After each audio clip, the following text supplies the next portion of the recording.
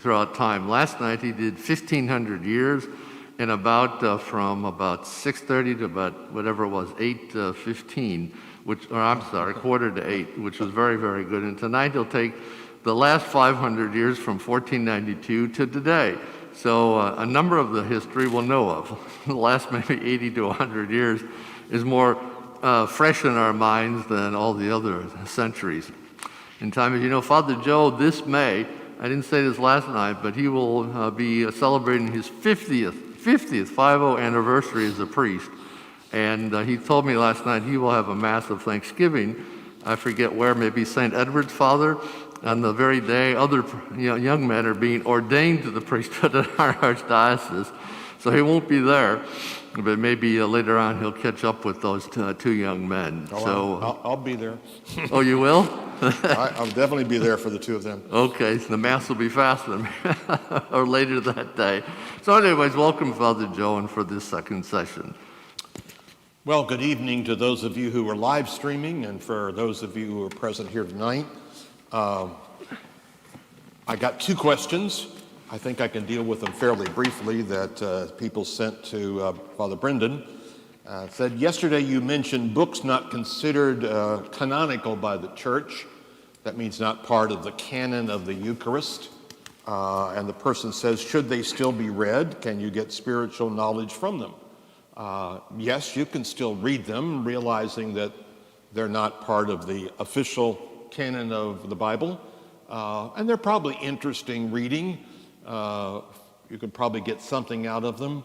Probably you need to read them a little more with a critical eye because they're not recognized as part of the core of the Church. Some of them are Gospels, and therefore we need to look at that, at least that they're not part of the four Gospels. So yes, one could get something out of them. Second question I thought was very interesting. Given the highly secular culture of today, what role does secularism play in the Church's history? Very good question, and I'm going to get to that tonight. Are we in a unique period, or is this another wave that has been felt before? Yes, and you'll see that tonight. So thank you for the two questions. There were some other people may have had some questions as well. But I'd like to just very, very briefly kind of say what we covered last night. For those of you who weren't here last night, this is what you missed. There were four eras of the Church that we talked about. The first era was from roughly 50 of the first century to 325, right before the Council of Nicaea, and the coming of Constantine as the Roman emperor. We dealt with the first century, dealt with persecutions, and most of the Church was underground at that point in time. Things were pretty loosey-goosey at that point in time. There are not a lot of doctrines, there's not a lot of structure, there's beginnings of all of that, so we see the roots of it, but you can't go back to the first century and say, okay, there was a Vatican, there was a Pope, there was all of these kind of things, because that's really not true to what those first centuries are about. Didn't really have a Bible that was formally. There were obviously books that were considered core. It's not till the second era, the time of Constantine.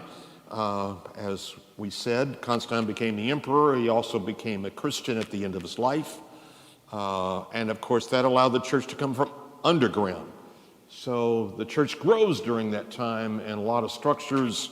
The Bible is canonically formed during that time, and the Roman Empire starts crumbling. So there's a lot of interesting things that happen in that second era that we would recognize. And lots of the roots of the Second Vatican Council come out of that second era of the Church in terms of the liturgy of the 4th, 5th, and 6th centuries. Then we move into the third era, which was the Dark Ages, after the barbarians began to invade from Northern and Eastern Europe. Lots of records, of cultural records of Rome and Greece, and even Egypt gets lost. Education gets lost. and there's kind of a gloom and doom that enters the church. Obviously, the rise of Islam in 600, and eventually the barbarians go back to their homelands, and the Germans are converted by Boniface and leads to the Holy Roman Empire, which was in Germany, not in Italy. And Italy kind of goes down. And that leads us to around the turn of the millennium. The fourth era we talked about, from roughly 1100 to 1492, those roughly 500 years, is the area of the Renaissance. Structures that we now know of are more clearly defined today than back then. That's a rebirth of economics. Europe begins to grow.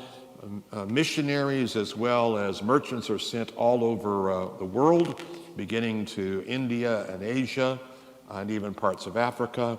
And there's a great expansion, and universities are founded in Europe. All of those are good things, the rise of new religious orders. But in the midst of all the wealth comes a lot of corruption within the church, which is going to lead to the Reformation for lots of reasons.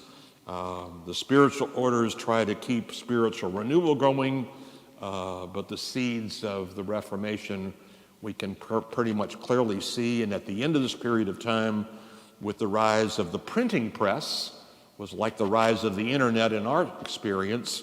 Suddenly there's a knowledge explosion because you can publish things that people can readily read. Now again, like in our time, what's published might not always be good stuff, might not always be true, just like what's on social media and the internet now. So that we kind of ended those for 1,500 years, getting up to 1492, as we all are familiar with that. So let me kind of move our, oops, too many. So now we're looking at just before the Reformation, which is also these next roughly 300 years is going to deal with the Reformation. So it's the religious revolution that happens. Then there is a philosophical revolution, and will come with the Enlightenment period. And meanwhile, in the midst of all of that is the scientific revolution. And you can probably imagine that all three of those revolutions start hitting the church.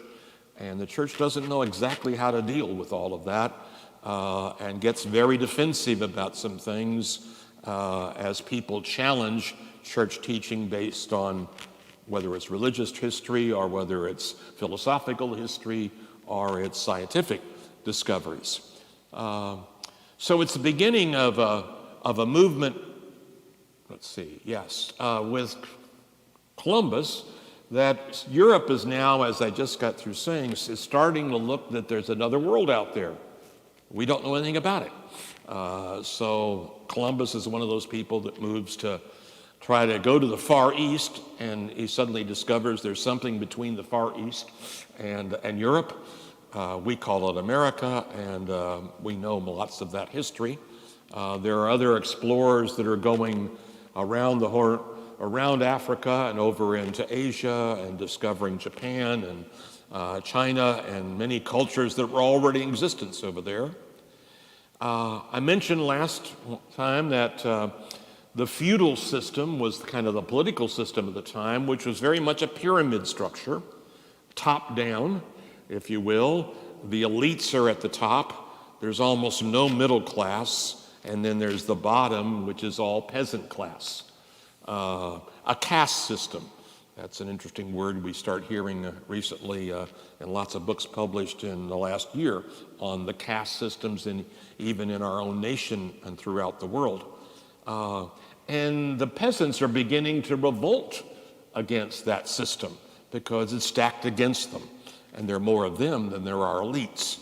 So you're beginning to see the rise of against monarchies that eventually, over these next 300s, are all going to be destroyed. And the absolute monarchies die off. So that's one of the things that's happening.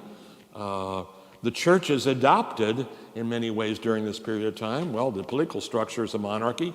the papacy is a monarchy. So we kind of pick up from the culture, and this is how we're going to structure the church. But if you're questioning monarchies over there, you're going to start questioning a monarchy here as well. And we still see some of that in our own time, of course. Because along with great affluence that happens in Europe, with money as the root of all evil comes corruption in lots of ways. So there's beginning to be corruption in economics, obviously in politics, and there is corruption in the church. We all are familiar with the church is always trying to raise funds. We used to have bingo a lot and raffle tickets. We have summer picnics and all those kind of things. They had indulgences back then. So for so much money, you get so many days eliminated from purgatory for your sacred ancestors. Or if you want to make sure you don't go to hell, you need to kind of buy a cathedral, build something over here.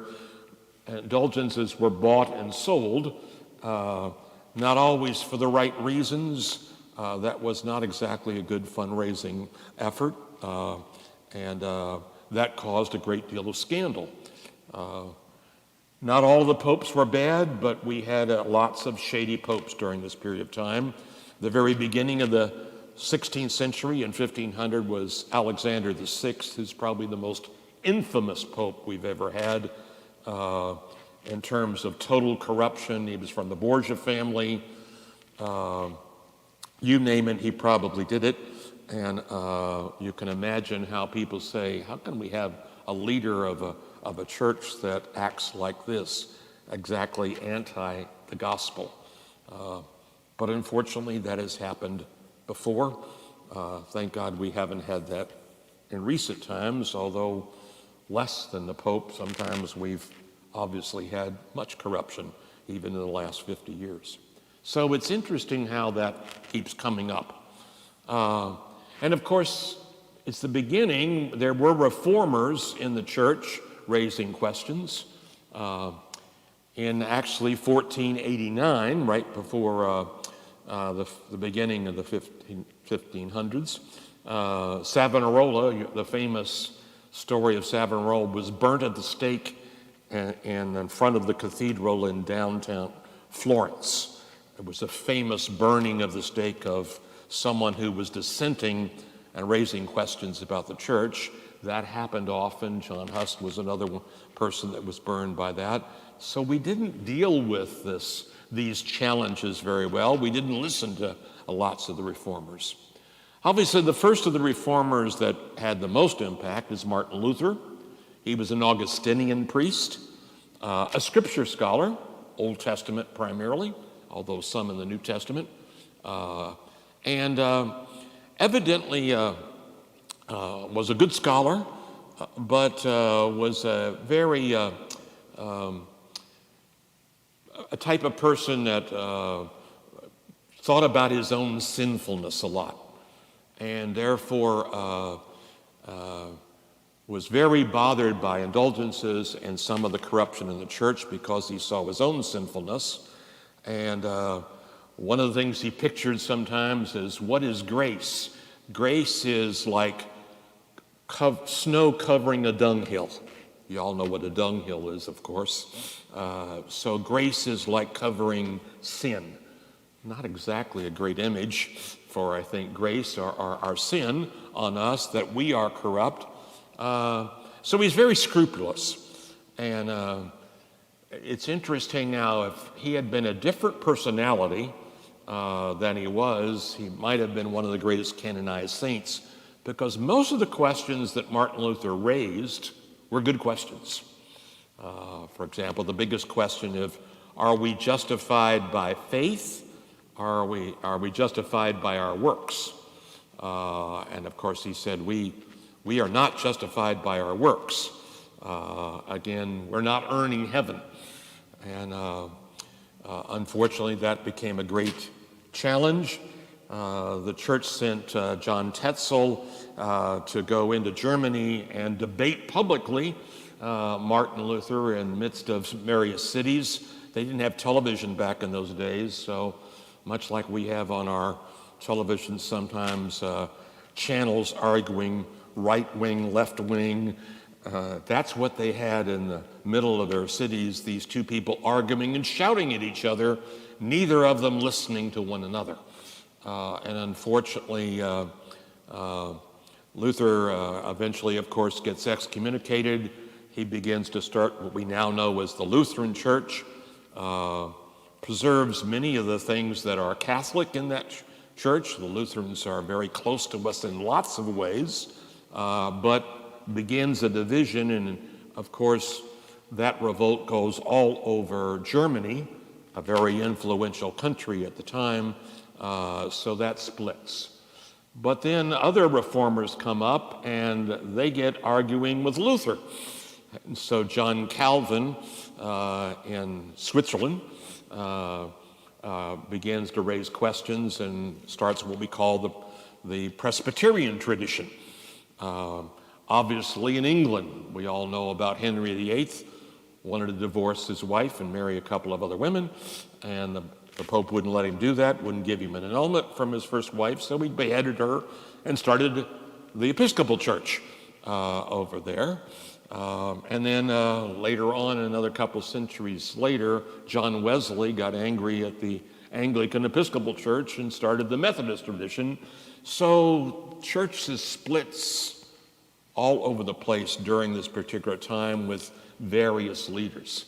And obviously the church didn't handle that extremely well, but the church tried to do a counter-reformation, and that's when the Council of Trent, Trent is a city in the northern part of Italy, was formed, and over 20 years it met off and on, trying to reform the church against the reformers. And they did many good things. One of the things that they needed to do was seminary training, because there was no formal seminary training before then. If you wanted to become a priest, you would spend a couple of years in the rectory with the priest there, and he would teach you what that means to be a priest and all that kind of stuff, and teach you some books and a little bit about scripture and all that kind of stuff. But there weren't formal schools for the most part, seminaries, and it was very uneven. So Council of Trent started a new process for the use of seminaries, which of course was needed, and a reform of the clergy, because the clergy were just as corrupt as some of the popes were sometimes, and doing all kinds of things. So it needed to do that internal reform as well.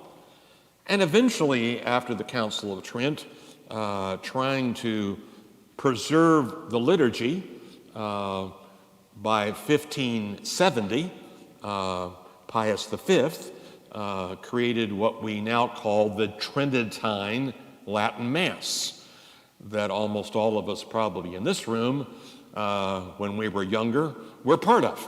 I served lots of Tridentine Latin Masses and solemn high Masses as a kid, a long time ago, and froze the liturgy at that point in time. This is the way it's going to be. There's one cycle of readings every year. It's all in Latin.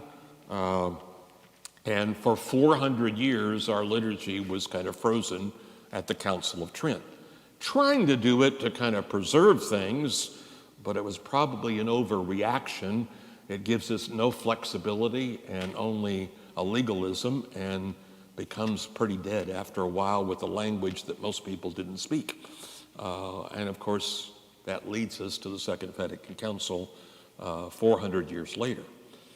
Also going on during this period of time was the Spanish Inquisition. By the end of the 1500s and the beginning of the 1600s, especially in Spain, burning heretics was a way of saying, well, we'll quell dissent very easily by using some violence of some sort. Again, like as we've heard yesterday, there's always a counterculture to all of that with the rise of new religious orders, particularly under Ignatius Loyola of the Jesuits, the Society of Jesus. As you know, a little bit about Ignatius was Spanish. He was a soldier, got injured in the war and could no longer be a soldier. That really bothered him because he wanted to be a soldier, but eventually said, I want to create a religious order that's going to be, if you will, like a military order. They're going to be especially trained, educated extremely well to kind of deal with the Protestant Reformation.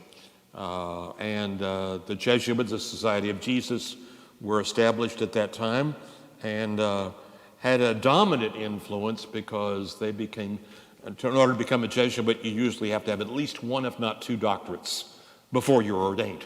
And that can be in science, that can be in theology, that can be in philosophy. They became some of the great teachers during this particular time. Thank God for the Jesuits. They became so powerful that later on, just before the end of this era, they were suppressed by the Pope because they became more powerful than the Vatican. And then they were revived about 100 years later, praise God, because we have a Jesuit Pope now in terms of Pope Francis. So there were several other religious orders that during this particular time. And the Carmelites, we know the Carmelites from DeSales High School, founded DeSales High School several years ago.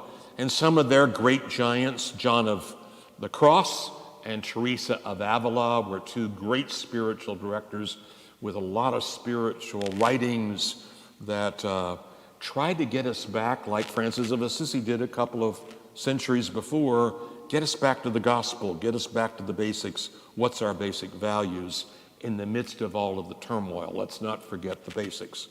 So that was incredibly important. As I said, what also happens during this time with the knowledge explosion of the printing press, there comes, of course, the beginning in the 1600s and late 1500s, the scientific revolution with Copernicus and the star system of stars and Galileo in the late 15th century. Galileo is a particularly interesting person. His close friend and buddy was Robert Bellarmine. Since I spent time at Bellarmine College University, learned a lot about Robert Bellarmine. They were buddies, and oftentimes Robert was a very humble man. He didn't want to become a bishop. He didn't want to become a cardinal, but both of those things happened because he was brilliant. And Galileo said, I want to publish what I'm doing here, but it's going to raise all kinds of questions about the scriptures and the way we look at the scriptures. And Bellarmine kept saying, I don't think this is the right time. You know, things are in turmoil. I don't think you're going to be received very well. Maybe just keep writing. Some of your ideas seem like they might be good, but publishing is only going to get you in trouble. And of course, Galileo says, well, heck, I'm going to go ahead and publish. And he did publish, and of course, it raised all kinds of questions in the church. And eventually, the Pope asked Robert Bellarmine to write the condemnation statement of Galileo, which he didn't want to do and tried to fight it like crazy. And it's very interesting, that whole how he said the condemnation was probably a lot gentler than the church wanted at the time. But it's very interesting to hear these two men and how they tried to work with each other. I mentioned Charles Baromeo last night, and who became the young bishop of Milan, Italy, one of the major cities in Italy, at the age of 23. The Pope appointed him as the bishop, although he hadn't even been ordained a priest yet. So he ordained him a deacon, priest, and then a bishop, and appointed him as the bishop, which he didn't want to do. But he becomes a great reformer in lots of ways. He's the inventor of confessionals, if you want to know something about that sometimes. But there are a lot of other things. He was very pastoral in terms of how he dealt with the city of Milan, and was very influential. Died at the age of 46, very young, but had a great influence. Other great giants like Francis of de Sales as an educator, and again Vincent de Paul in France started what we all know as the Vincent de Paul Society and the work of charity, actually established the Sisters of Charity in France, which later influenced the Sisters of Charity in the United States. So, like in the past, all of a sudden you begin to have certain saints that have a great influence in changing the church and softening and kind of balancing the church sometimes. You also begin to have missionaries like Francis Xavier, St. X High School. Bow my head. I'm a Trinity guy, but that's okay. Never mind. We like St. X too. But Francis Xavier going to the Far East as a missionary and doing marvelous things in the Far East. Obviously, in our own country in the 1600s, Junipero Serra. Again, the questions that we would raise now, looking through history, is that oftentimes these Europeans are coming into different cultures and kind of laying the culture of Europe on a different culture. And sometimes they didn't always respect the culture that they're living in because they thought of, well, I'm bringing you a higher culture than the culture you live in. You're kind of a nativist culture, and you need to be lifted up. Sometimes we didn't respect cultures at that point in time, but I don't think we can condemn people like that for trying to do some good work. Some of them were more sensitive to the cultures. I think Francis Xavier certainly was than some others. In Latin America, you have giants like Rose of Lima in Peru, and Martin de Porres, and Peter Claver dealing with the slave trade that was coming to the Americas. Again, lots of great giants along this time.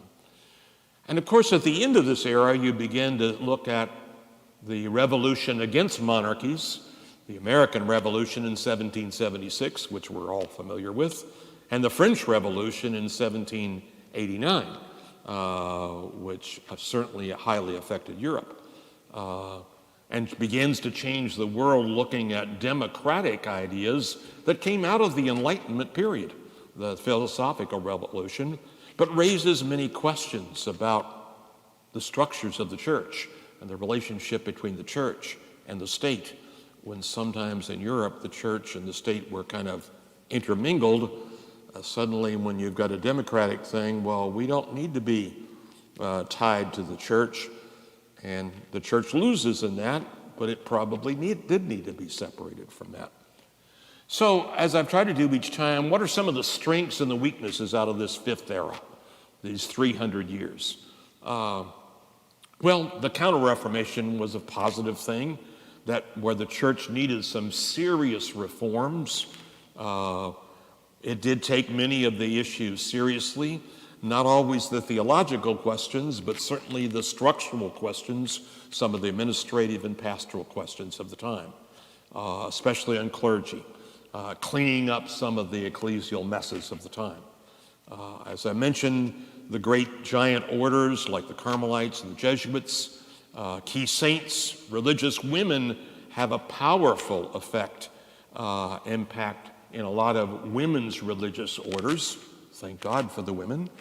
We don't always respect that, but they had, because they began to be the teachers and the hospital workers and the social workers in many communities, carrying on that mission of the church. And of course, the plus of the world is much bigger than Europe. It's the whole world, and we're beginning to move toward a global church, not a Eurocentric church. Of course, we struggle with that for the next 300 or 400 years, and we're still trying to struggle with that today sometimes. So there were many Catholic reforms. The weaknesses, of course, during this period of time is defensiveness.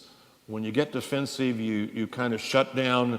You're not always listening to some of the challenges. You're saying, you're just attacking me, therefore I'm not going to listen to you anymore. I shut down. And we shut off any honest challenges and dialogue with those groups and reformers, with the philosophers and the scientists. And unfortunately, we've not always handled that very well in the church. And the easy way to counteract that, sometimes we parents do that, don't we sometimes? Okay, the kids are not acting bad.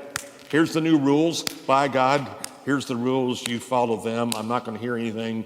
I'm the dad, or I'm the mom. You got to follow this. And sometimes we've done that. That's not always the most effective way to change kids, as we probably all know sometimes.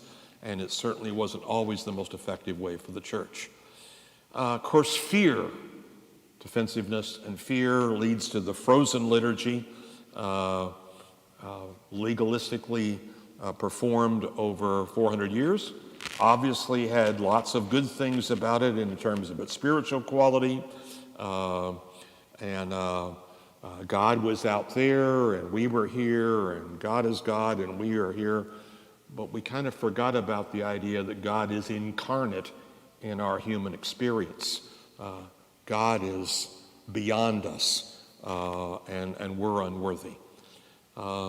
Again, there were other negative heresies that happened during this time. One of the key ones in France was Jansenism, that kind of built on a heresy I mentioned last night, Manichaeism, without knowing the names, that's not important. But both of them were very much hurt the church because they looked at anything that's part of the body or sexuality that causes sin. Therefore, we should lessen that, having anything to do with sex, or sex is all bad. And we see that happen over and over, as affected oftentimes our theological perspective on sexuality has not always been the healthiest. We've had some good times and some bad times, but those heresies often affect us. Having been trained by Sulpicians who came out of France, I know when monarchies begin to collapse or become figureheads rather than the governments, with the rise of democracies and democratic principles. Also, as the world is going into other countries, as missionaries, we're also sending economic people in there, and sometimes that begins colonization. And certainly, even before this particular period of time, the whole idea of we need economic engines, so we need slaves from Africa to do our work for us, that the slave trade, especially in the Americas, South America, Central America, and North America, begins to be visited, not thinking for a moment that these are children of God. We just didn't think about that at the time. Slavery seems to be approved of in the New Testament because there was slavery in Rome, and it doesn't seem to be condemned, so it shouldn't be condemned later. But more and more, as we will look at it, we'll say, that's not the way God or Jesus wants us to treat people. And Napoleon, of course, takes over France, begins to limit the powers of the influence of the Vatican in France and other places, again trying to take over the church's role in lots of ways. So the church struggles to deal with all of that, and all of these modern concepts and modernity and new ways of thinking, philosophically, economically, socially, and theologically, much like that defensiveness is still around from the Protestant Reformation. But there's a radical shift in most of the world also going on in this next century and a half, as we all know, from an agrarian culture to an industrial culture, and eventually into a technological culture. These are huge shifts that happen very rapidly, when in the world in the first 1,500 years, it took centuries for things to change. Now things are changing in 50 years, 60 years. And in our own time, every 5 years, everything is changing, if not every year. Change is happening so rapidly. How do we deal with all of that? I remember reading, and I'll try to say this briefly, this is years ago, about if you valued the knowledge of the world as one, It took between Jesus' birth and 1500 to get to 1. Between 1500 and 1900, it went to 2, doubled. Between 1900 and 1950, it went to 4. Between 1950 and 1965, it went to 8. And the knowledge explosion has just gone through the roof in terms of things are happening so rapidly that we're training teachers today for a world that they'll teach in 20 years from now, but the knowledge explosion will have changed the world in 20 years. How do you keep up with all of that? That's what we're experiencing today, but it was the beginning of this happening during this period of time. New religious orders of women explode again in the 19th century, in our own country as well. Certainly some of the great giants like Catherine Spalding here in Kentucky, the Sisters of Loretta here in Kentucky, Elizabeth Ann Seton with the Sisters of Charity of Emmitsburg, Maryland, whose house was right next door to our seminary at Paca Street, which that was an interesting experience. But all these great giants of women who see a need and begin to try to meet that need. I'll just say something briefly about Catherine Spalding. There's a couple of histories that sisters have written I've read recently. Fascinating. Remember, she was 19 years old when she founded a religious order in Kentucky. What young girl is going to do that? And she saw a need for education and health. And so she established an order at St. Thomas downstate near Bardstown. Went and bought a piece of land, or wanted to buy a piece of land, but didn't have any money. But two of the novices that came from Maryland said, one was a widow of a doctor. She said, I've got some extra money. I'll give you $10,000 to buy that land, which is where Nazareth is today. But women couldn't buy land. So Catherine goes to the state legislature and says, I need to have your permission to buy this land. I'm establishing a religious order. And the Kentucky state legislature said, okay, we'll give you permission to do that.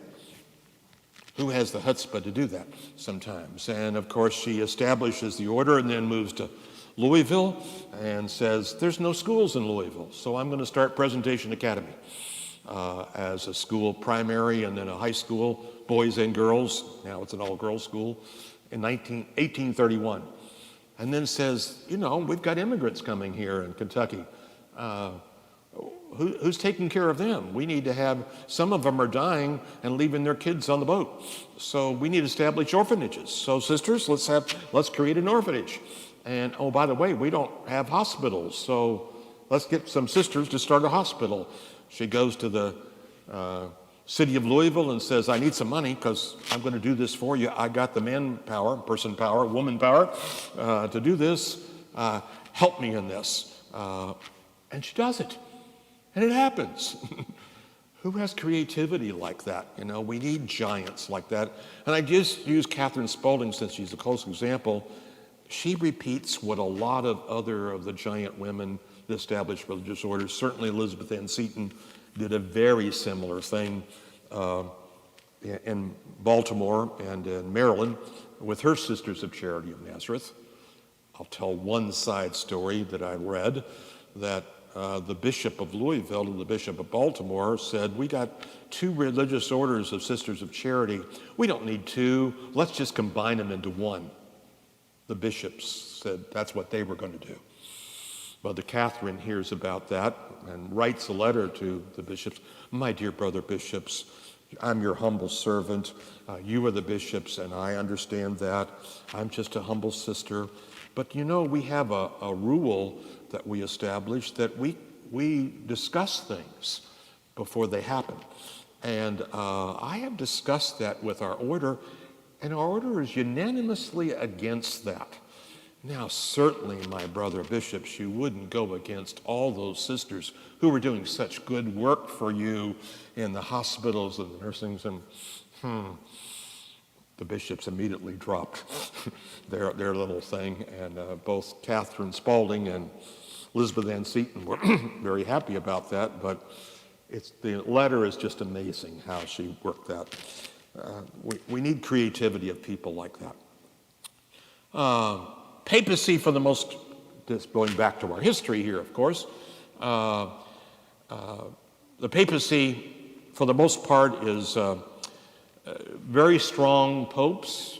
After the Reformation, we tended to have very strong popes during this period of time who were trying to centralize the church in the Vatican.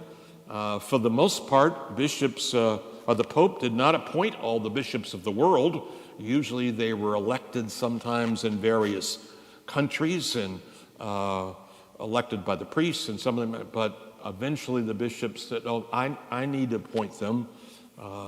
It wasn't actually till John Paul II that the Pope now appoints every bishop in the world.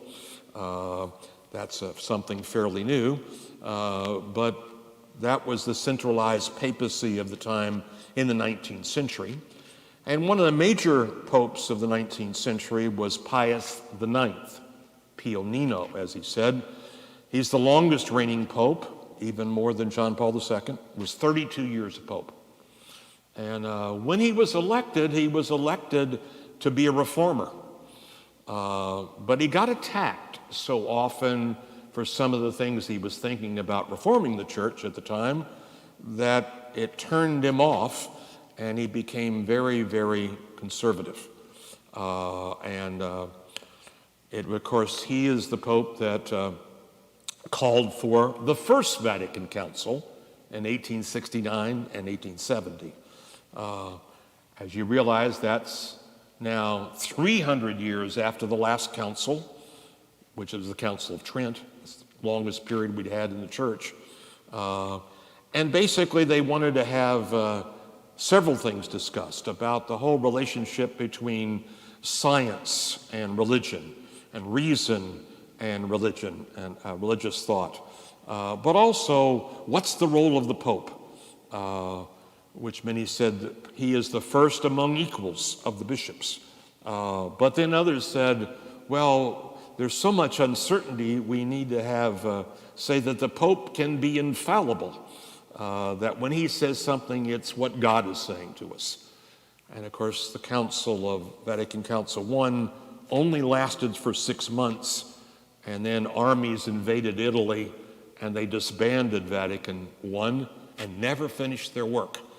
And they only finished basically 2 documents, and the chapter of 1 document on the church, and the 2 chapters they finished is papal primacy, first among equals, and papal infallibility. So the church became the Pope after Vatican I. And I can't go into a lot of history about that. One of my professors did his doctoral thesis on Vatican I. Fascinating. They took over 6 weeks to define infallibility, and under the certain circumstances, and we still misunderstand what they were trying to say at Vatican I. Interesting enough that the American bishops, for the most part, were against the definition of infallibility because they said, we're in a Protestant country and they're not going to understand it. And maybe we shouldn't say it at this point in time, but it was defined anyway. But very few infallible statements have been made since infallibility was put in the church. At most, 2 statements: the Immaculate Conception of Mary and the Assumption of Mary are the only 2 statements in 100 and now, 50 years since Vatican I that have ever been made following the guidelines of infallibility. So it's not really that big as a problem. Pius the 12th was the last one to make an infallible statement. We've had a few popes since then, I think, and none of them have made infallible statements. But we've had a lot of strong popes during this period of time. Some leaned a little bit, as we might say, traditional, and some leaned more progressive. And there's always kind of a balance that goes back: a fat pope and a thin pope, a progressive pope and a traditional pope. Sometimes, how do we balance all of these kind of things out, which has been interesting. But we've had some giants. Also, Pius IX wrote in 1864 a syllabus of errors. That's been pretty much rejected later in the church.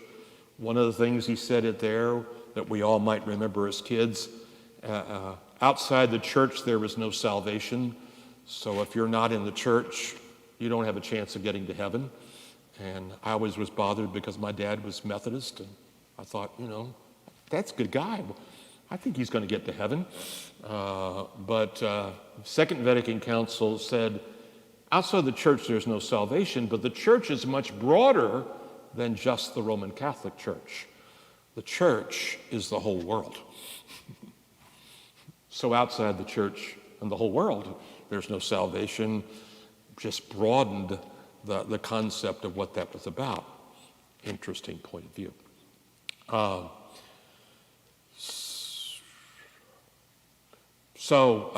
talked about infallibility. In the United States, the church is going from a minority.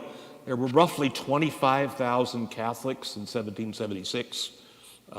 We didn't even have a bishop until 1789 with John Carroll, the first bishop of Baltimore, the cousin of Charles Carroll of Carrollton, who signed the Declaration of Independence. And even John Carroll, when he was appointed by the Pope to be the Bishop of Baltimore, said, I won't accept it. In the United States, we need to have an election. And the Vatican said, okay, have an election. And the election, they picked John Carroll. So, hey, everybody's happy. But it's interesting. And one of the first things John Carroll said after he became a pope is that we need to have the vernacular in the Mass. I don't think most of my people understand Latin. This is 1790s, he's saying that. Interesting. Sometimes it's good to know our history. But the Catholics move and gradually become larger with the immigration of Italians and Germans and Irish over the years. New religious orders are established. Schools are established in this country. Education, hospitals, and it becomes a rapidly growing community. And of course, also during the 19th century, there's a lot of archaeology going on, and new historical discoveries are being made, and new scriptural studies are being made that we found documents we'd never found before, or they'd gotten lost in the Dark Ages.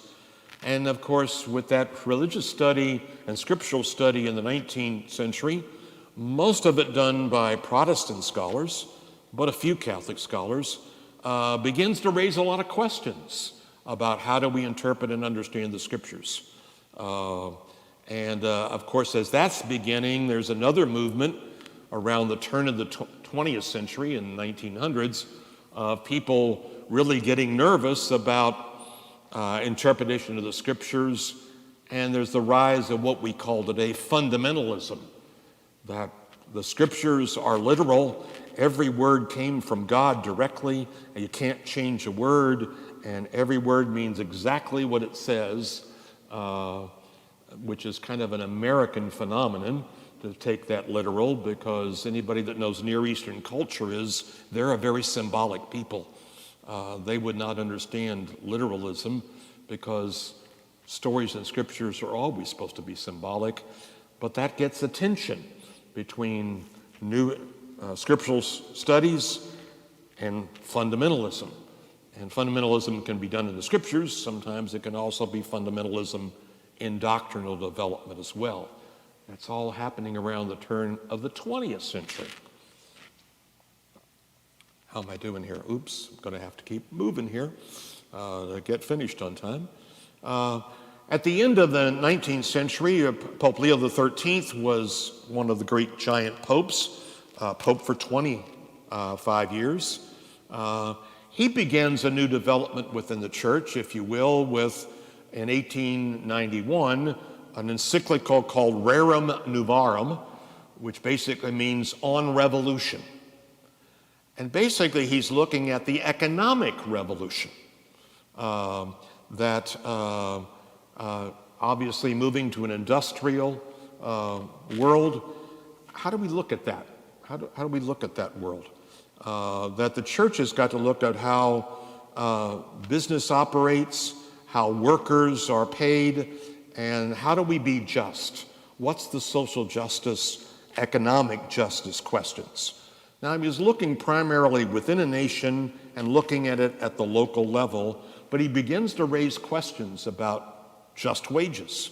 We as a church need to be for just wages. We need to be for people having a right to organize and having some conversation between labor and management. And raising all of those questions, it was really and really child labor laws and all those kind of questions. He starts that with Rerum Novarum, which is what we now call Catholic social teaching. And there's been more writings by popes about Catholic social teaching in the last 130 years than any other subject in the church. Now, you might think they talk more about sex. Wrong. It's much more about these issues as we work our way through it. Pius X, of course, is elected pope around the turn of the century, St. Pius X. A reformer, primarily looking at some of the liturgy, particularly trying to get children to receive First Communion. You normally couldn't receive First Communion until you were 16 years old. He lowered the age to the age of reason, roughly second grade or 7 years old, which was great for children at that time. A challenge, though, that perhaps he didn't realize at the time is we talk about the Order of Sacraments. You receive baptism, then you are confirmed, and then you receive Eucharist. And with his decision to move to children's Eucharist after baptism, where does confirmation come in? Comes in later. So the order of baptism, Eucharist, confirmation, or is it confirmation, Eucharist? So should we be confirming in the first grade? That's a question that we're struggling with now 120 years later to say what's been tradition in the church, the Order of Sacraments, and the RCIA has told us all about that. We've kind of gotten screwed up. So how do we undo something we've already done? Questions. But he did a lot of that. But again, Pius tended to be more conservative after the progressive Leo XIII. He was very much against modernism, modern thought. And we can't just keep getting all these new modern ideas. That just gets us all upset. And of course, he's the one who established the oath against modernism that all bishops have to take and all pastors have to take. Although sometimes I've heard people say, I got my fingers crossed behind me when I say these kind of things, but it was something was written in the early part of the 20th century. It doesn't seem to be very valid in lots of ways today because a lot of that modern thought has been brought into the church over the years. Benedict XV, not the 16th, but the 15th, preached against the war, the First World War, and tried to get people to talk about peace, and nobody wanted to talk about it during the First World War. It's interesting that but Benedict also started the first time we codified canon law in the church. We had canon law since the 11th century, but it wasn't a universal code of canon law, and in 1917 we established a new code of canon law, universal for the church. And that's helpful. Unfortunately, it tells us about how we structure things. And if you understand, canon law is based on Italian law, Roman law, not Anglo-Saxon law. And so it's a whole different philosophy than American law. And we Americans sometimes get it confused because all law is the same, we think. But oftentimes, even in the revised Code of Canon Law that came in 1983, As some canon lawyers have said, it's a pastoral tool. The code always says, here is the principle, here's some of the rules that follow from that principle, and then usually that section always ends with use common sense in applying that, unless pastoral discretion rules otherwise, which kind of codifies the idea that law and pastoral experience. Francis does this all the time and drives people crazy because he understands this. But we need law, we need structure, but sometimes we have to adapt it to different situations because situations change so rapidly. But that came into the church. World War II and World War I, obviously. And it's interesting that the U.S. Catholic bishops, right after the First World War, took some of the teaching of Leo XIII and wrote it into a document about how do we implement Catholic social teaching in our church, especially about justice in the marketplace, in the workplace. Out of that document, later on, that was used by Franklin Delano Roosevelt as part of the basis of the New Deal. So much of the New Deal was based on the principles of a Catholic document. Sometimes we don't realize that we have an influence on that.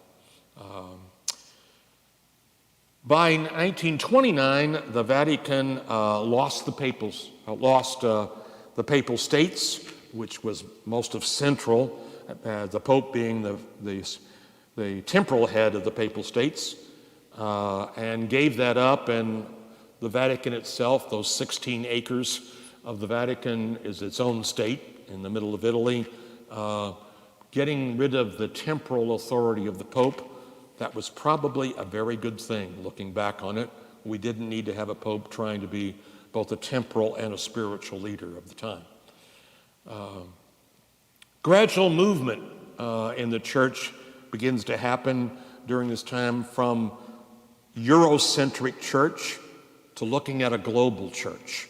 We're beginning to hear about how the church is growing in Africa and Latin America and Central America and Asia in many different ways, but their cultures are very different than ours. How do we deal with all of that? But the beginning of that thought is happening.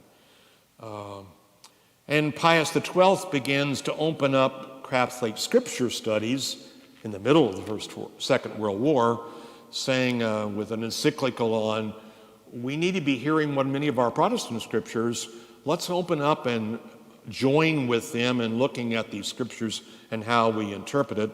And that opened up a lot of doors that's going to happen at the Second Vatican Council.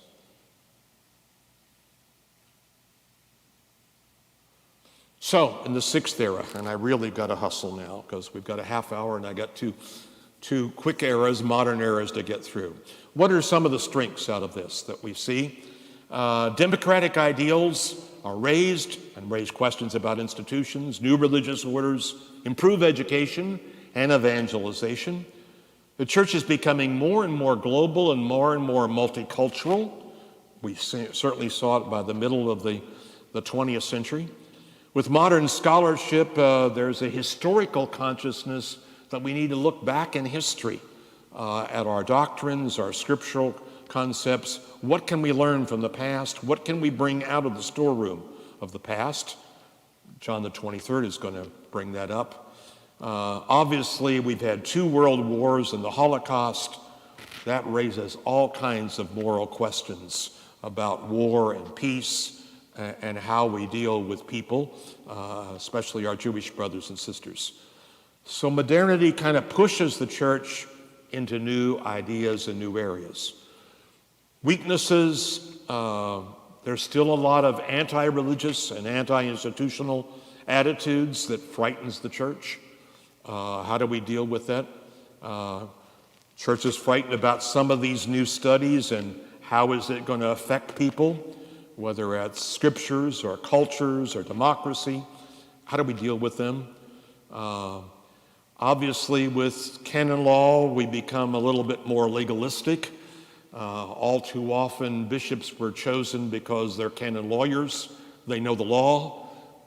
They may not know theology. But instead of theologian bishops, we have a canon lawyer bishops. If a bishop knows his canon law, he should be able to balance all of that. But those are things, and clericalism is rampant during this period of time. Power plays, corruption, as every age has had. But Eurocentric ideas dominate the middle of the 20th century, but there are questions about that that's going to be coming up at the Second Vatican Council. Over the Third World, the First World, is Europe, Europe and North America, the First and Second Worlds, and then all the Third and Fourth Worlds are all those other countries of the rest of the world, Africa, Latin America, and Asia. They're seeming to get left out. Okay, 2 to go. Hang in there. If you need to stand up and wiggle a little bit, but I'm going to keep on going. Dealing with the modern world from 1950 in the lifetime of a few of us here, the next 50 years, Pius XII had begun an opening to scientific developments with an encyclical on Humani Generis, looking at several different things and saying we need to kind of bring some of those things into the church. He did it very cautiously. In 1955, Pius XII revised the Holy Weeks services. Some of us remember that. Looking at some new liturgical developments to revise Holy Thursday and Good Friday, Palm Sunday as well, but especially the Easter Vigil. John the 23rd, of course, got elected in 1958. Everybody said he's kind of up in years. He'll kick off in a couple years. He's just kind of a transitional guy.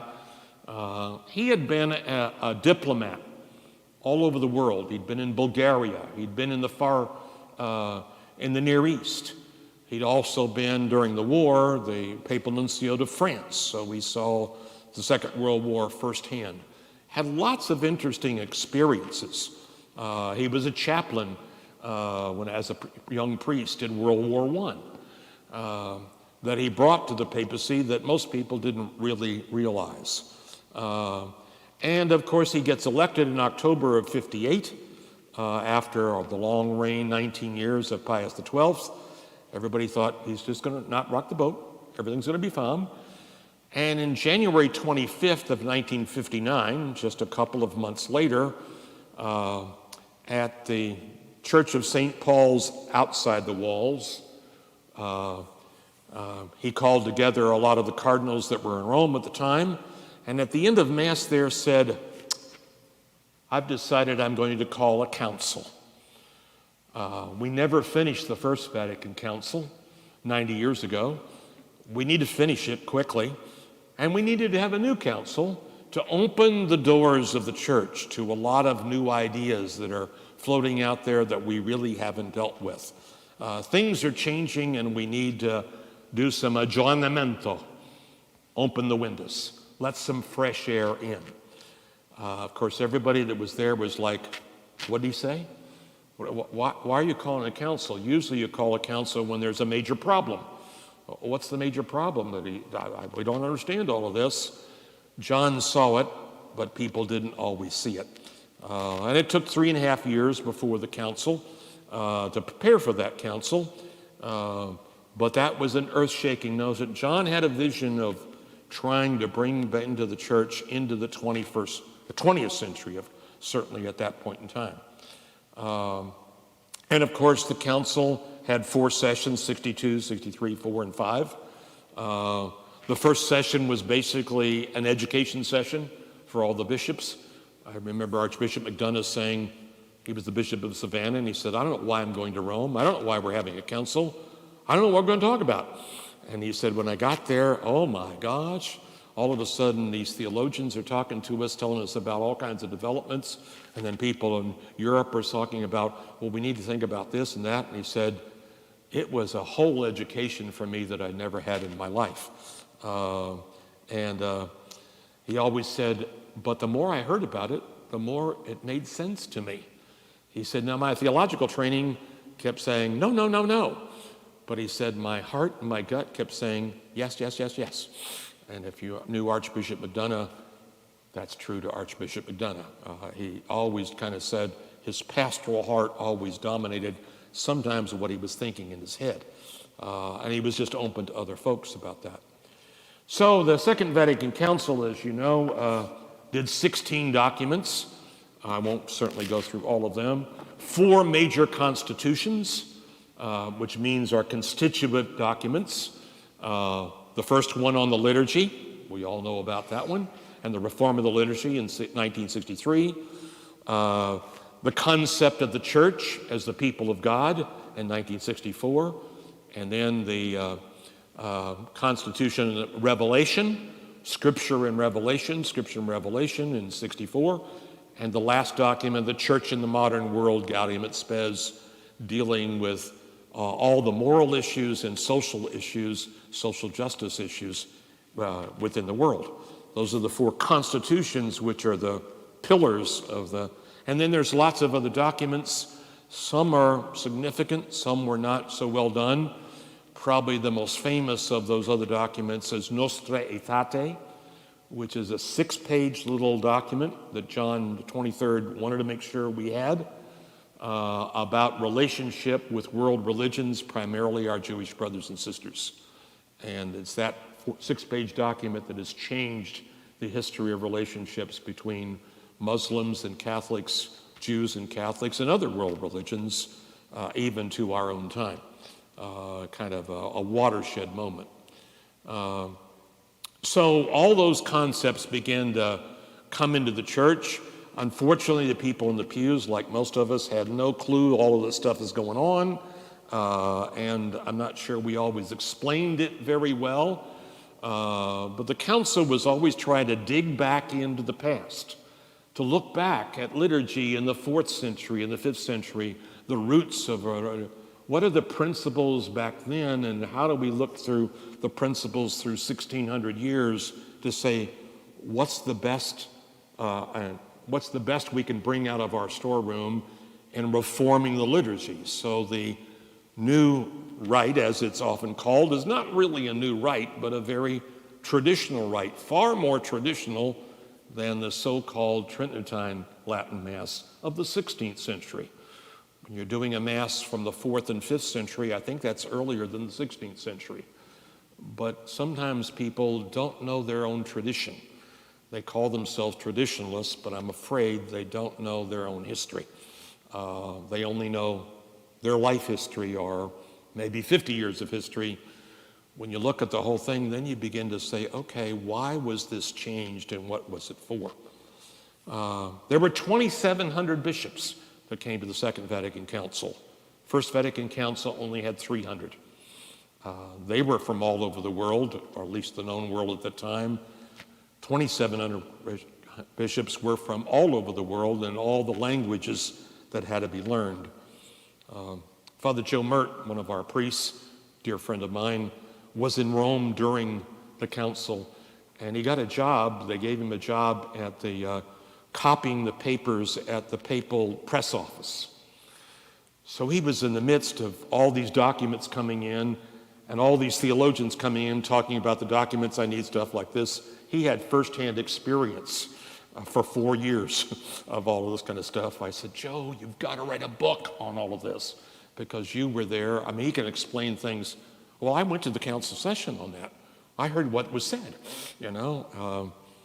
He's 79 years old right now, so we need to preserve what Joe has experienced. Father Roy Stiles was there for part of that as well. So we've got some people still living that knew what actually went on. So John began to bring back some theologians who had been silenced 20 years, 30 years before. Some of the great giants, Karl Rahner from Germany, Yves Congar, French Dominican, Schillebeeckx, these great giants, scripture scholars, Bernard Herring in moral theology. He would bring them in to discuss what was being done to kind of educate the bishops as a background about how we would write the documents. Initially, the courier wrote some of the documents, and the bishops would look at them and say, and they threw out the documents and started them from scratch, which is part of the collegiality of the Second Vatican Council. And I say that because Francis keeps using the word synodality. It's not a new word, it's an old word. Collegiality is the bishops working together. That's where the collegial nature, and sometimes we've used that, maybe not always in the best way, but synodality is getting the whole church together to talk about what are the issues that we need to be talking about, and we need to have the whole church involved in that. Next year, Francis is having a synod on synodality, encouraging every diocese to have their own synod, which obviously parishes need to be involved in that. How do we listen to the grassroots of the church? Because that goes back to the 4th and 5th centuries. This is traditional. But we've lost a sense of that in terms of that. I talked about ecumenism and interfaith stuff. I wish I could go longer than that, but I can't. Part of the implementation of the Second Vatican Council, obviously the liturgy that we know about, sacraments revised, the permanent diaconate was revised, primarily to be dealt with in mission countries, but you give the United States something to do and they're going to do it. There are more permanent deacons in the United States than the entire rest of the world combined, because we know how to do things, and we're well educated and can do that. The rite of Christian initiation for adults, so the catechumenate, again coming out of the 4th, 5th, and 6th centuries. How do we remodel that as the process that a person should learn the faith by being involved in the liturgy, listening to the scriptures, and being involved in the community? It's not just head stuff, it's also got to be heart stuff. I mentioned some of the theologians. Women religious by the 2nd and 3rd sessions were invited to come to be observers along with the Protestant community. Many Protestant leaders were invited, and John drove people nuts because he put the Protestants in the first row, and some of the cardinals were in the 4th and 5th rows. They're Protestants, why are they sitting in better seats than we are? He was trying to say something. The women religious would come to the hearings, and Mary Luke Tobin, some of you might recall that name, a sister of Loretta from Kentucky. I had some long conversations with her. What a marvelous woman. She and some of the other sisters, they used to have coffee bars. And the sisters were supposed to go to this coffee bar, and the bishops were supposed to go to this coffee bar. Bar Jonah, and I forgot Bar Jonah, what's the other? They had names for them. The sisters decided, we're going to go over there. We're going to have with coffee with the bishops and talk about, I heard about this document, here's what I think, and all that kind of stuff. Mary Luke was very interesting in getting people to think beyond where they sometimes were. And of course, it's out of that on the world stage, women's suffrage, of course, happened in 1920. Civil rights movement, as we know, in the 50s up to 65, had impact on the church and the whole questions of justice. Latin America had liberation theology, trying to say, how do we talk to the grassroots people? How do they read the scriptures? And what do they say to us about the scriptures, about how we should live out our faith? How can they be, they're peasants, how can they be liberated? That got into controversy, but later on has been kind of accepted, certainly in Latin America, and Pope Francis knows that well. We also know about El Salvador and Oscar Romero and the 4 nuns and the Jesuits that were all killed in El Salvador. That's another whole story. We have more martyrs in the last 25 years than we had in the first centuries of the church, because people are dying with that. Papal encyclicals. John the 23rd had followed up with social teaching with several encyclicals. Paul VI followed one up again. John Paul II followed that up, along with some other life issues, like on the role of papacy. He wrote an encyclical on the papacy and sent it out to all the Protestant communities and said, read this and tell us, what should the papacy look like? He was asking the Protestant community to say, how could it look differently so that we can be a more united church? But obviously, conflict comes through many of these documents as well. We all know the birth control encyclical of 1968. So in the United States, and I've got to run really much quicker, 1973, we all know Roe versus Wade, abortion, polarized religious views, but spreads throughout the world. American Catholic bishops in the 80s wrote pastoral statements on war and peace and economic justice that were used by a lot of the other bishops of the rest of the world, but got into controversy with people, Catholics in this country. Cardinal Bernardin tried to look at the whole issues of life, talking about a consistent ethic of life from womb to tomb, that all issues need to be looked at, not just preborn life, but postborn life as well.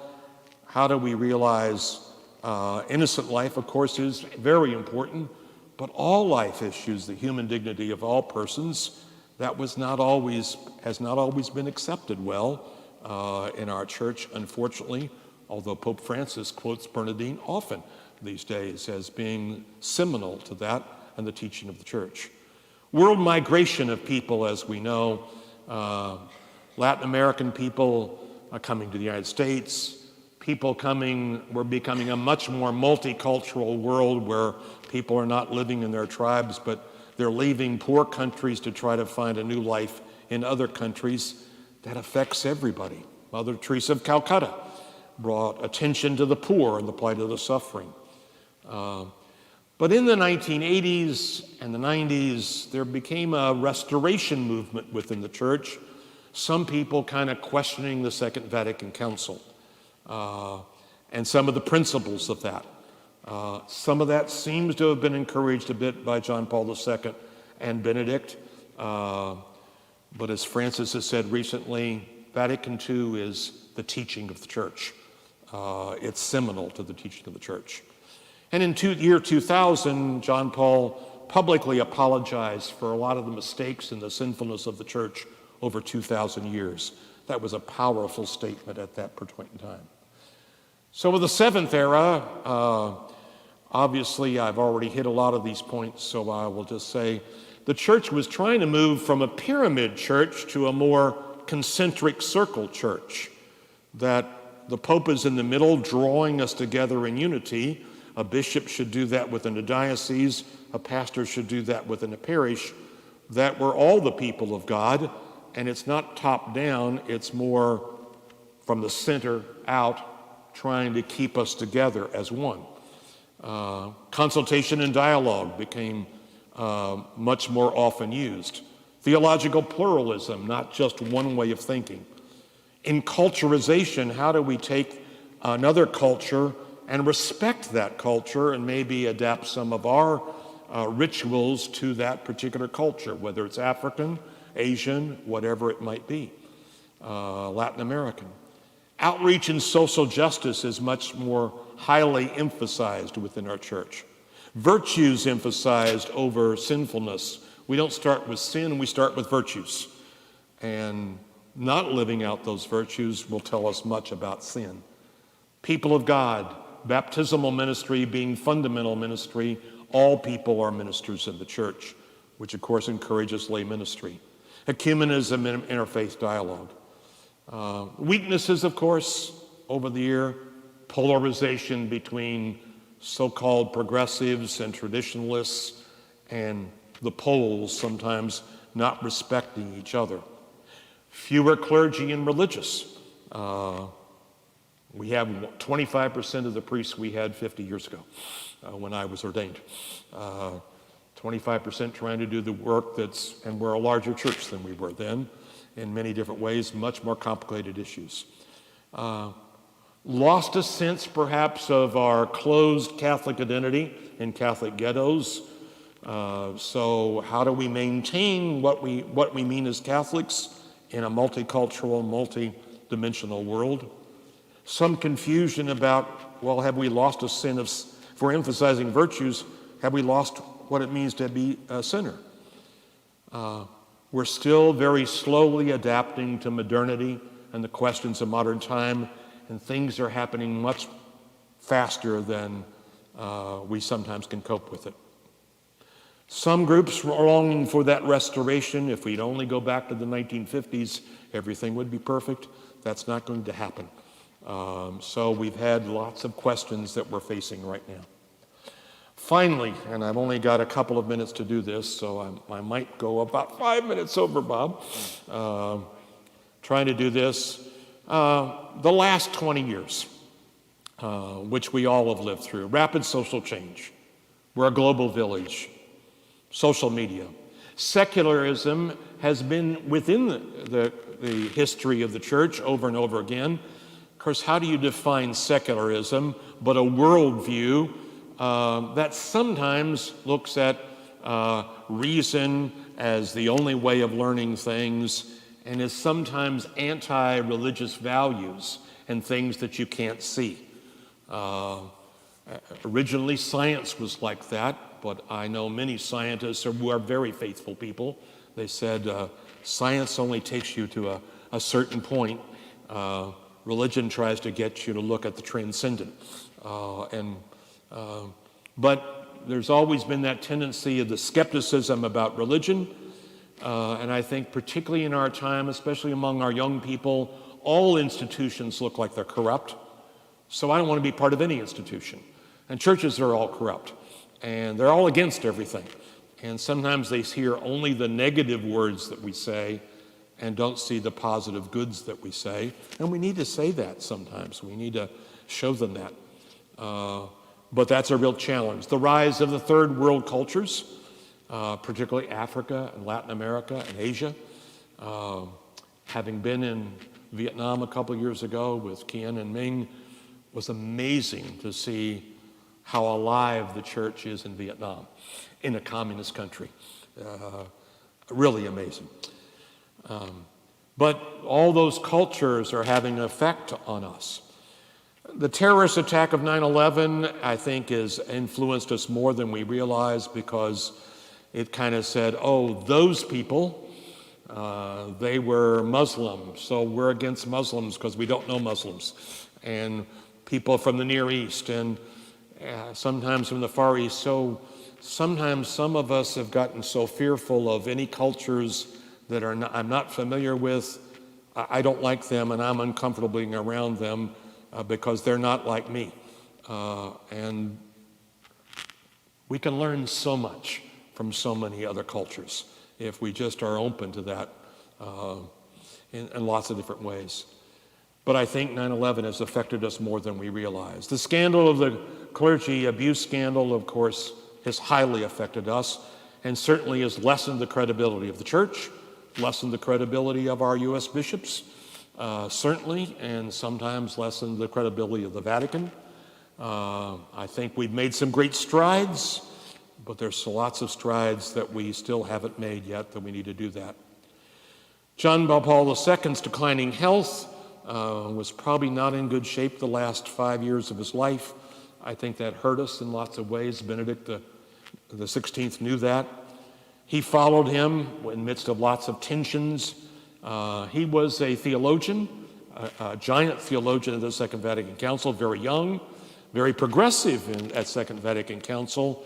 And then he had some very unfortunate experiences in Germany that turned him off of some things, and he became much more fearful in the last part of his life in terms of some of theological opinions. And yet I have a great love of Benedict XVI. One of his statements toward the end of his papacy made a statement that I think we all could listen to. Benedict said, "So often in our world we say it's either or. It's either this or it's that, or in the church. It's never either or. It's always both and. We need both sides. We need to listen to both sides, and we'll learn from both sides that both have gifts to be made. That's a very powerful statement. Climate change now is a major concern for us. Environment, global warming. Obviously, attendance is down in the church. Catholic schools are down because of the cost factors of that. And we seem to be abandoning sometimes our poorer and less affluent neighborhoods. And then comes the surprise of Francis. Nobody ever expected, even though he was second to Benedict Ratzinger at the 2005 conclave, that he would be picked as the successor. Again, people thought, like John the 23rd, he won't be around long. I don't know how the guy does it at 84. He just keeps on going like the Energizer Bunny. But not only a non-Italian, but a third world person who sees the world very much differently. Very pastoral, very dialogical, less into the trappings of the church, mentioning synodality and we need a dialogue with one another, trying to clean up Vatican finances, trying to denounce clericalism. We need to be servants. We're not better than anyone else. Reforming Roman offices, saying we're all to be servants of the church. We're the servants to the bishops. We don't tell them what to do. And trying to create a college of cardinals that represents the whole world. So he's now got cardinals in little small countries that we never had before, and he's not appointing cardinals in some of the more famous sees, even here in the United States sometimes, as the future electors of the Pope. My guess is his successor will be someone from the third world, maybe Asia, maybe Africa, but probably not Europe and certainly not the United States. But there has been resistance to Francis.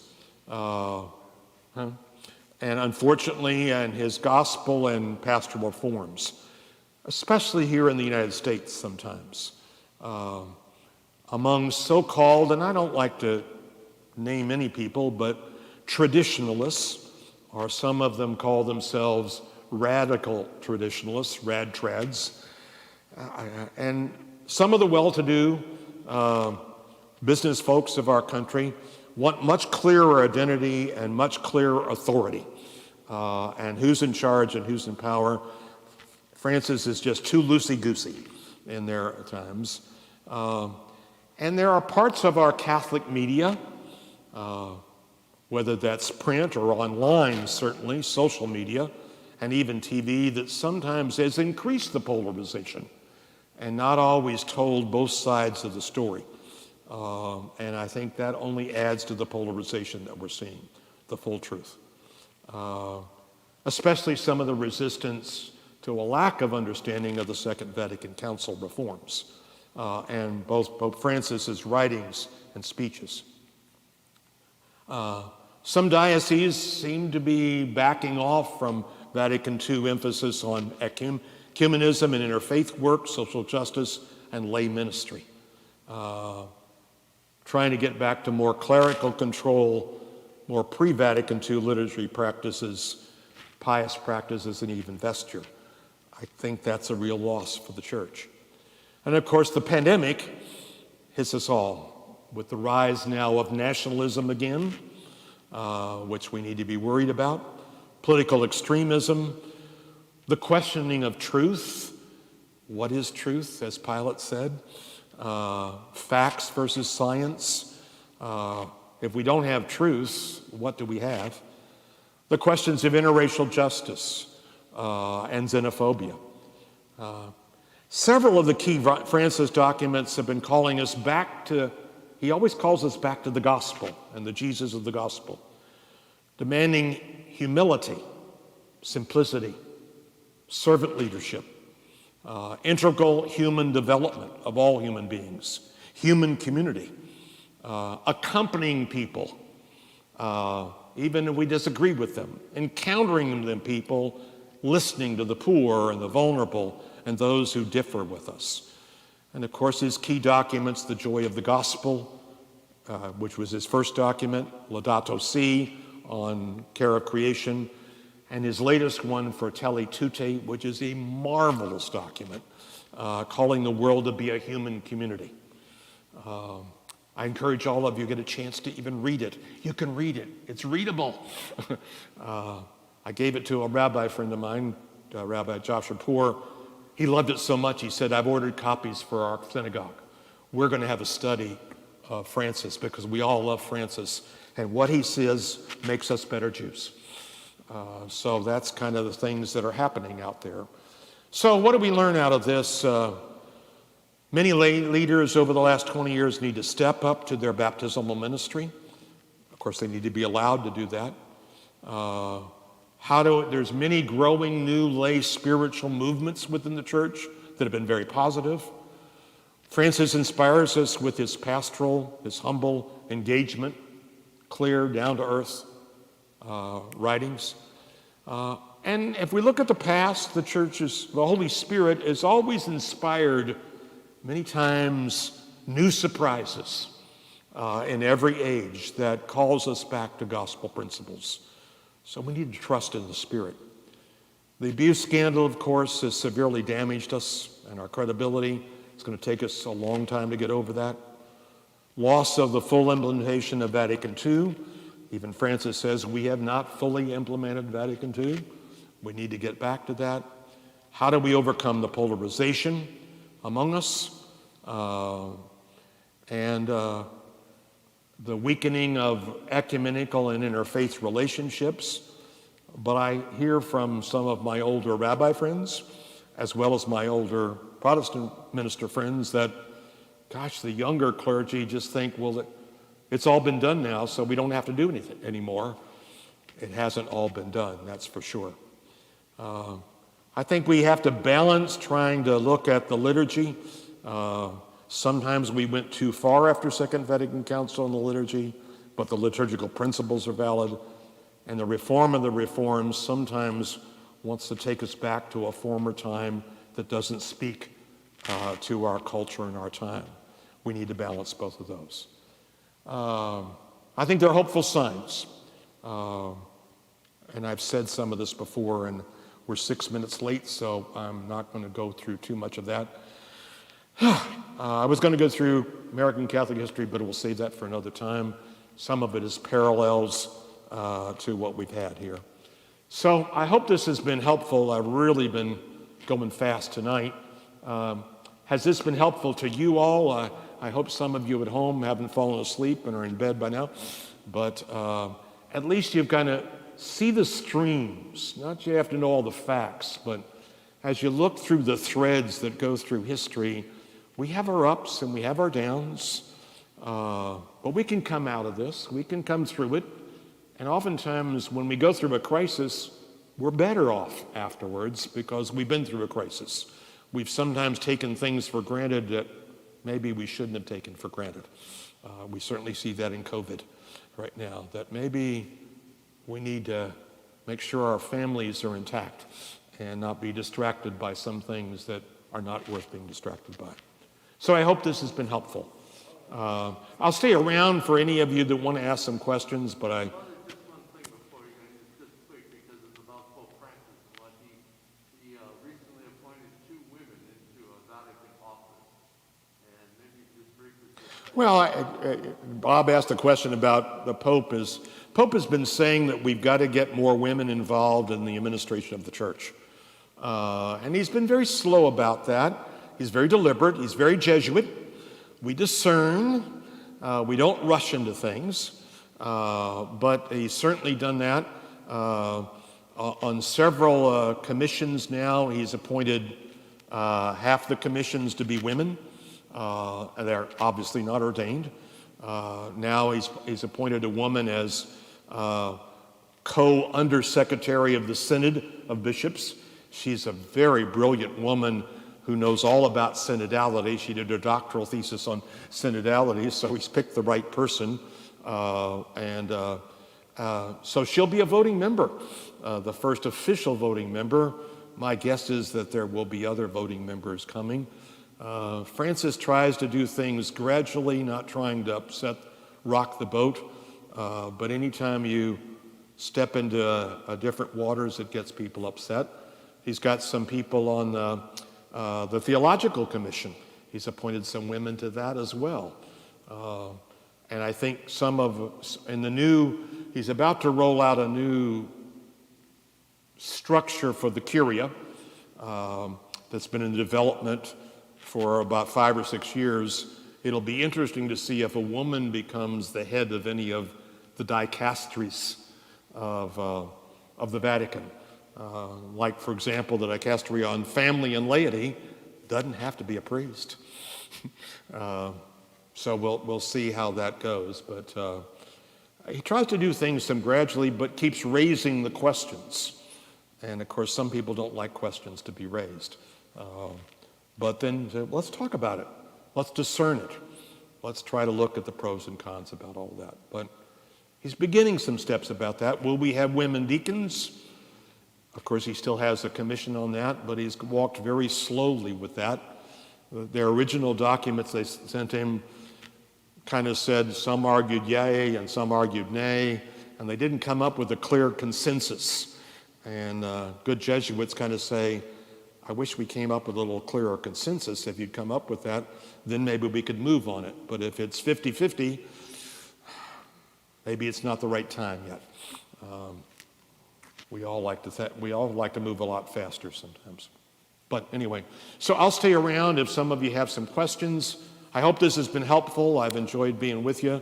It's kind of a lot of work pulling all of this together, but hopefully you've at least seen history. If you know your history, you can deal with a lot of polarization right now.